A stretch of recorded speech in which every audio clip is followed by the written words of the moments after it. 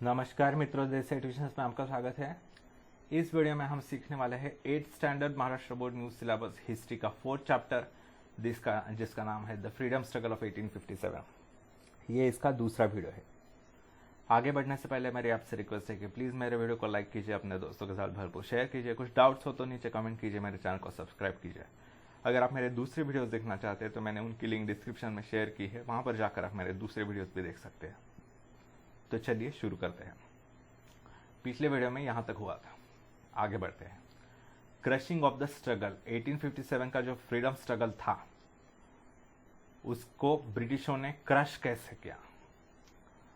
The Indians wholeheartedly fought against the British including soldiers, zamindars, kings, commanders and common people.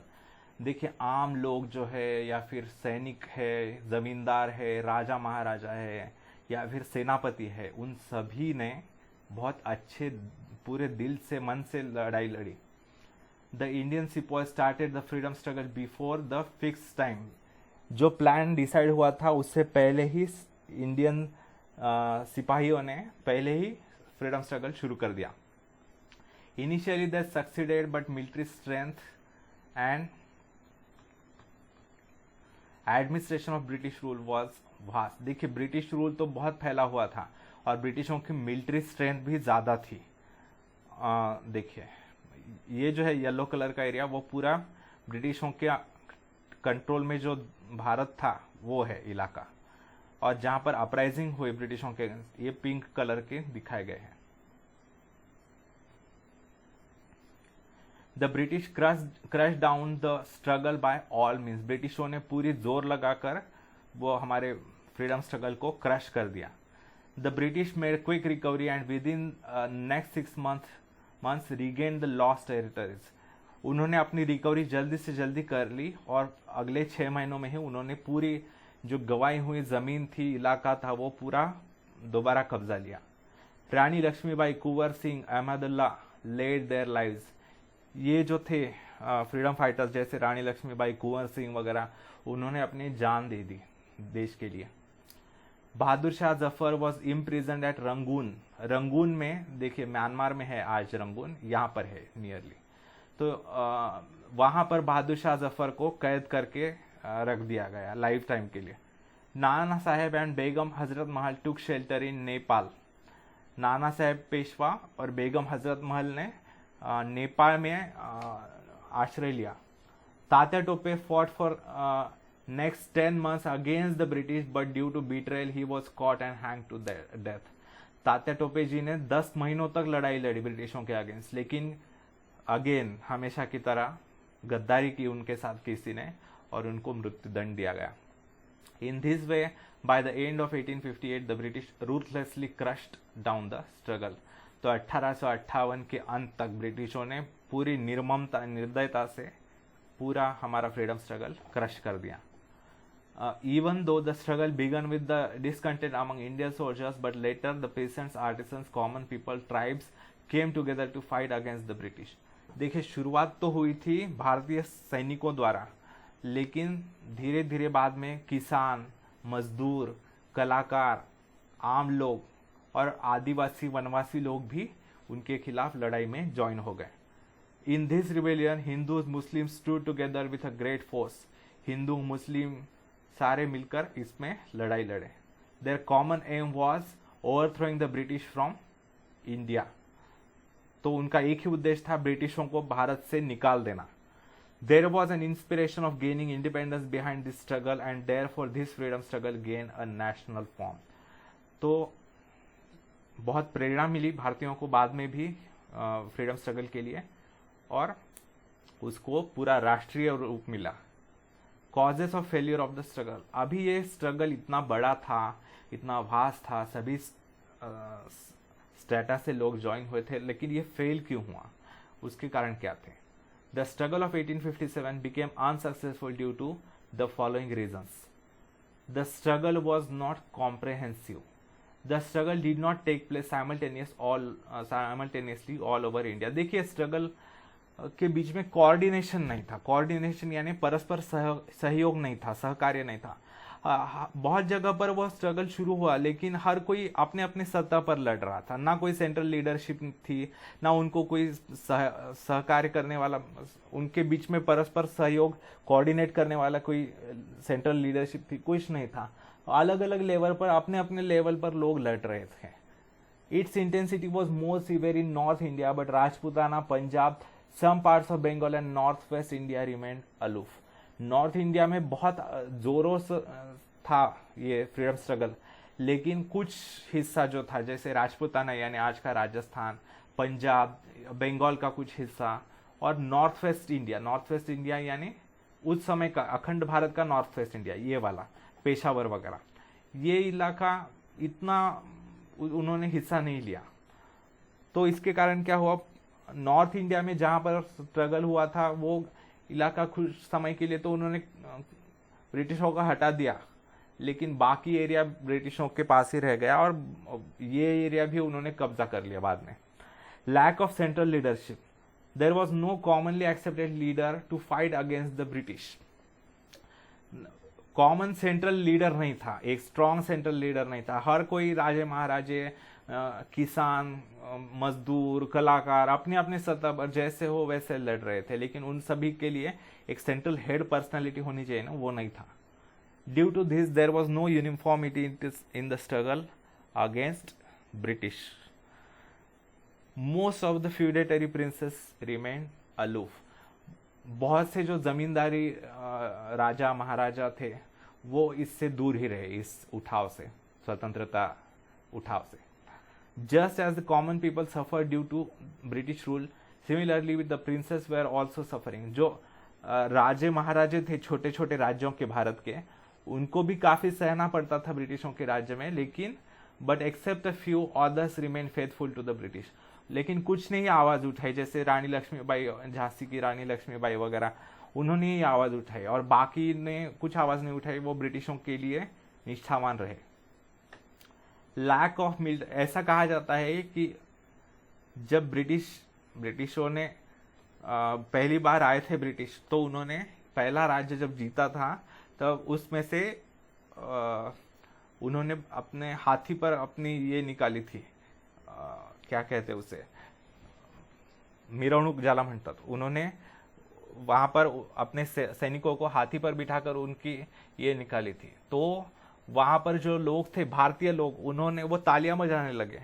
और एक लेखक ने, British लेखक ने लिखा है कि वहां पर उपस्थित भारतीय लोगों में से हर कोई अगर हाथ में एक एक पत्थर उठाकर भी उनकी तरफ फेंकता तो ब्रिटिशों की बाद में भारत की तरफ देखने की हिम्मत नहीं होती। लेकिन हमारे लोगों की भी कुछ गलतियां थी, हम में यूनिटी कम थी। लैक ऑफ मिलिट्री टैक्टिक्स, ये दूसरा समस्या थी। Indian soldiers were brave but did not use tactics. भारतीय सिपाही शूरवीर तो थे, लेकिन उन्होंने टैक्टिक्स, जैसे अलग अलग टैक्ट्स होते हैं, जैसे शिवाजी महाराज के काल में गनिमी कावा कहता है ना, अलग अलग टैक्ट्स होते हैं वॉर लड़ने के, तो उन्होंने इतने टैक्ट्स नहीं लड़े। वो ब्रेव तो थे, लेकिन उनके पास टैक्टिक्स नहीं थे। They captured Delhi but could not retain it. Delhi पर उन्होंने जीत तो हासिल की, लेकिन वो लंबे समय तक टिका नहीं पाए। Similarly the Indian rebels had limited arms supply. और भारतीय सैनिकों के पास वेपन्स की भी कमी थी, जो शस्त्र थे उनकी भी कमी थी। The British had economic strength, discipline army, enough stock of latest arms and experienced army generals. ब्रिटिशों के पास आर्थिक स्ट्रेंथ थी, वो रिच थे, फिर मतलब हमसे ही पैसे लूटकर रिच बने थे। उनकी आर्मी डिसिप्लिन थी, और उनके जनरल्स जो थे वो काफ़ी अनुभव वाले थे।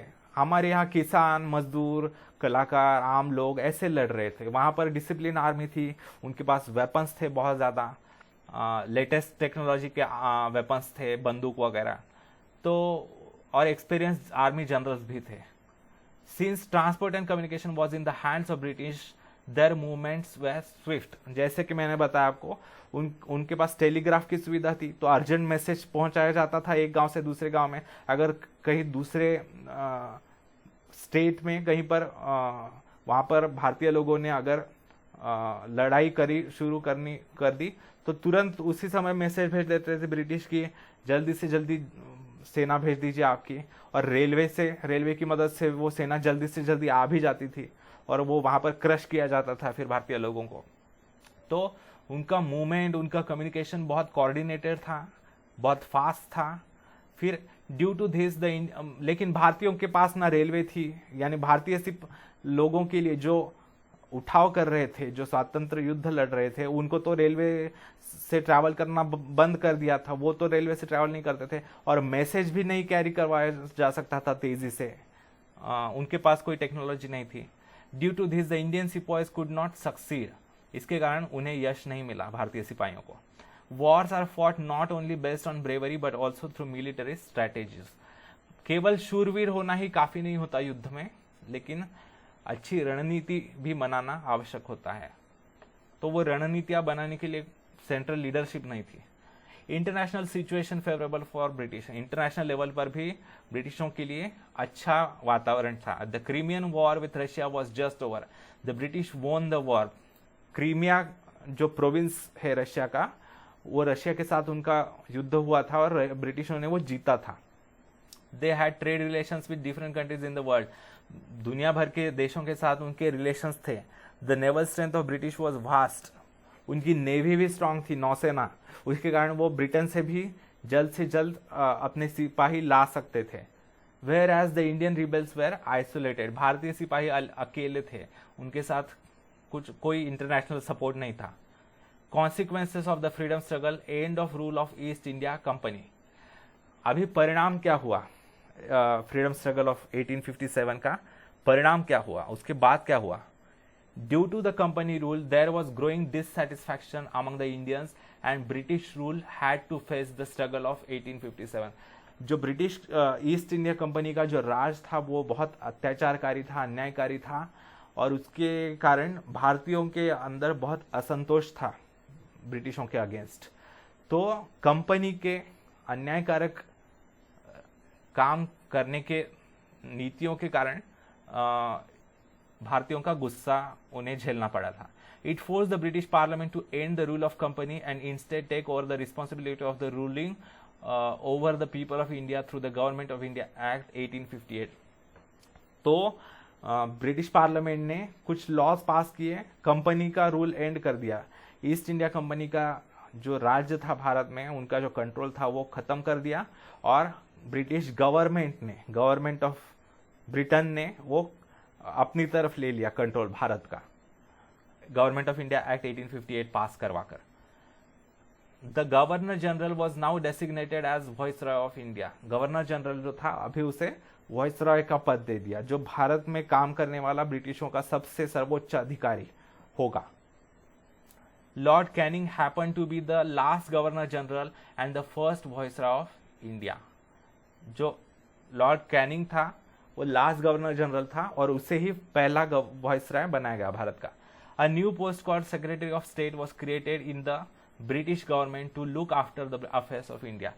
केवल भारत का काम देखने के लिए एक नया डिपार्टमेंट खोला गया ब्रिटिश गवर्नमेंट ने, सेक्रेटरी ऑफ स्टेट, यानी नया सचिवालय। क्वींस प्रोक्लेमेशन, फिर ब्रिटेन के क्वीन ने, रानी ने एक डिक्लेरेशन दिया। Queen Victoria of England issued a declaration addressing the people of India. Bharat के लोगों को उद्देश्य करके उन्होंने एक डिक्लेरेशन घोषित किया, क्वीन विक्टोरिया ने इंग्लैंड के। All Indians are our progeny, henceforth they will not be discriminated on the basis of race, religion, caste और बर्थ प्लेस। उसने ये कहा अपने घोषणा पत्र में कि सारे जो भारतीय है वो मेरी प्रजा है, यानी कितना उपकार कर रहे हैं वो हम पर, ऐसा दिखा रहे हैं कि मेरे प्रजा हो आप।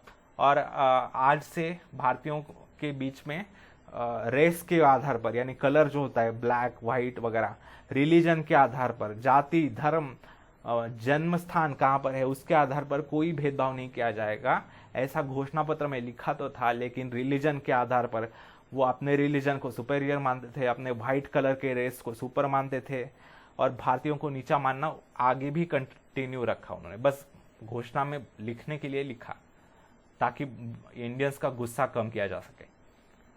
भाषण देने में क्या जाता है, government services will be given on merit. Government की जो नौकरियां है वो उनके क्वालिटी पर दी जाएगी, ऐसा उन्होंने कहा। There will be no interference in religious affairs. भारतीय लोगों के जो सांप्रदायिक मसले हैं, जो धार्मिक मसले हैं, वो उनके बीच में कोई इंटरफेरेंस नहीं किया जाएगा। It was made clear that British crown will honour all treaties and agreements made by the company with the rulers of princely states and no princely state shall be annexed henceforth। British crown यानी British queen यानी British government ने ये declare किया कि जो भी agreements किए गए हैं ईस्ट इंडिया कंपनी द्वारा सभी प्रिंसली स्टेट्स के रूलर्स के साथ यानी सभी राजा महाराजाओं के साथ, वो सारे एग्रीमेंट्स फॉलो किए जाएंगे और यहाँ से आगे कोई भी संस्थान जो है, कोई भी छोटा राज्य जो है वो ब्रिटिशों में कब्जा नहीं किया जाएगा, वो राजा के पास ही रखा जाएगा, ऐसा उन्होंने कहने के लिए कह दिया। Change in composition of army. अब उन्होंने क्या अपने आप में सुधारणाएं क्या की ब्रिटिशों ने अपना कब्जा जमाने के लिए और पक्का करने के लिए, मजबूत करने के लिए। The proportion of British soldiers was increase in the army. जो ब्रिटिशों के यहाँ पर जो सैनिक थे उन्होंने और भी ब्रिटिश सैनिक ज्यादा बढ़ा दिए उनमें। जो पहले इंडियंस ज्यादा थे तो इंडियन सैनिकों ने उनके खिलाफ आवाज उठा दी, तो अभी उनको हटा दिया और ब्रिटिश सैनिकों को रखा गया। English officers were placed at strategic locations. महत्वपूर्ण स्थानों पर जो मिलिट्री इंपॉर्टेंस के स्थान थे वहां पर इंग्लिश ऑफिसर्स को रखा गया। Artillery was kept exclusively in the hands of British. जो शस्त्र साठा है यानी गोदाम जो होते हैं, शस्त्र वेपन्स जहां रखे जाते हैं, उनकी चाबियां, उनकी जिम्मेदारी ब्रिटिशों के पास ही रखी गई ताकि उस पर कब्जा करके इंडियंस कभी भी उन पर अटैक ना कर पाए। There was division of military on the basis of caste. तो मिलिट्री में, ब्रिटिश सेना में जाति के आधार पर डिविजन्स किए जाने लगे। तो देखिए कैसे जाति भेद उन्होंने शुरू किया। हमारे देश में हजारों वर्षों से जातियां तो थी लेकिन झगड़े नहीं थी, दुश्मनी नहीं थी जातियों के बीच में। सारी जातियां, सारे धर्म मिलजुल कर रहते थे। लेकिन ब्रिटिशों ने ये डिवाइड एंड रूल जो पॉलिसी थी वो शुरू कर दी। ब्रिटिश मिलिट्री में जाति के आधार पर उन्होंने डिवीजन शुरू कर दी। Proper care was taken to avoid Indians to unite and rebel against the British. भारतीयों को भेद नीति जिसे कहते हैं, डिवाइडेड ही रखो, हमेशा उनको आपस में ही झगड़े करवाते रहो ताकि वो ब्रिटिशों के विरोध में कभी लड़ ही ना पाए। Change in policy. The British accepted the policy of non interference in social and religious aspects of Indians. भारतीयों के जो सामाजिक व्यवहार है, उनके बीच में जो श्रद्धा है, उसको डिस्टर्ब ना करने का उन्होंने डिसाइड किया। They also started taking care that the Indian society will not be united on social grounds। उन्होंने बहुत सारी डिविजन्स करने शुरू कर दिए भारतीय समाज में, जाति के आधार पर लड़ाइयाँ शुरू कर दी। जो वनवासी लोग होते हैं उनको, जो शहरों में रहने वाले लोग हैं उनके साथ लड़ाइयाँ शुरू कर दी, बढ़ाना शुरू कर दी टेंशंस। फिर जो साउथ इंडियंस है वर्सेस नॉर्थ इंडियंस लड़ाइयाँ शुरू कर दी। ऐसे बहुत लड़ाइयाँ शुरू करवा दी। They saw it to that there will be constant conflicts on the grounds of caste, religion, race, territory, etc। हमेशा डिवाइड करते रहो भारतीयों को, इतने डिविजन्स कर, उनके समाज के इतने टुकड़े करो कि कभी वो यूनाइट ही ना हो पाए और वो हमेशा आपस में ही लड़ते रहे और ब्रिटिशों का राज जो है भारत पर चलता रहे हमेशा के लिए।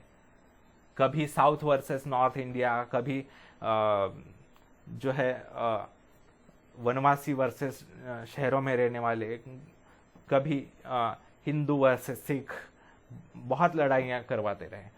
दे adopted the policy of polluting the minds of Indians by following divide and rule policy. और यही आज तक होता आ रहा है। जो हमारे स्वतंत्रता मिलने के बाद जो हमारे राजनेता थे उन्होंने भी यही किया, डिवाइड एंड रूल। जाति जातियों में हमारे झगड़े करवाते रहे और उसके कारण हमारा देश बढ़ता रह गया। अभी थोड़ी बेहतर है हालत। Due to the freedom struggle of 1857 the Indians fate of giving a united fight against the British rule. The freedom struggle of 1857 became an inspiration of Indian freedom movement.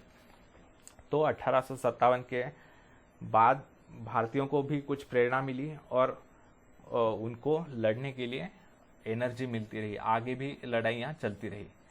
ठीक है। तो यहाँ पर ये चैप्टर समाप्त होता है। अगर आपको मेरा वीडियो अच्छा लगे तो प्लीज़ मेरे वीडियो को लाइक कीजिए, अपने दोस्तों के साथ भरपूर शेयर कीजिए। कुछ डाउट्स हो तो नीचे कमेंट में पूछिए, मेरे चैनल को सब्सक्राइब कीजिए। धन्यवाद मित्रों, आपका दिन बहुत बहुत शुभ जाए।